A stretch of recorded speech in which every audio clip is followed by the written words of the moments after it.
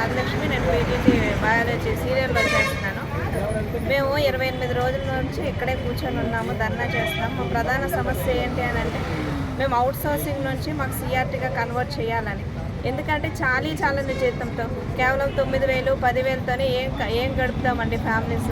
అలాగని సిఆర్టీగా చేయమని, అలాగే డిఎస్సిలోని మా పోస్టులు వేసేయడం వలన ఇప్పుడు మేమందరం రోడ్డున పడతాం. మాతో పాటు మా పిల్లలు, మా ఫ్యామిలీస్ అంతా రోడ్లో పడడం వలన మాకు ఎటువైపు ఏది చేయడానికి లేదు.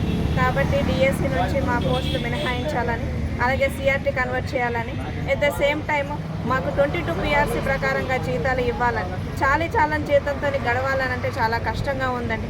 ఎట్ ద సేమ్ టైం మా పేరెంట్స్కి ఒక పేరెంట్ లేకపోతే ఆటోమేటిక్గా పెన్షన్ ఇవ్వాలి. ఆ పెన్షన్ కూడా లేదు, రేషన్ కార్డు లేదు.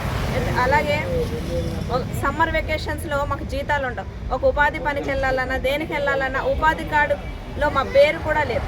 కాబట్టి మాకు ఏమీ లేకపోవడం వలన మేము రోడ్లో కూర్చోవాల్సి వచ్చింది. దయచేసి గవర్నమెంట్ మా బాధలన్నీ చూసి విని దయచేసి మా పట్ల సరైన నిర్ణయం తీసుకోవాలని విన్నవించుకుంటున్నాను. Thank you.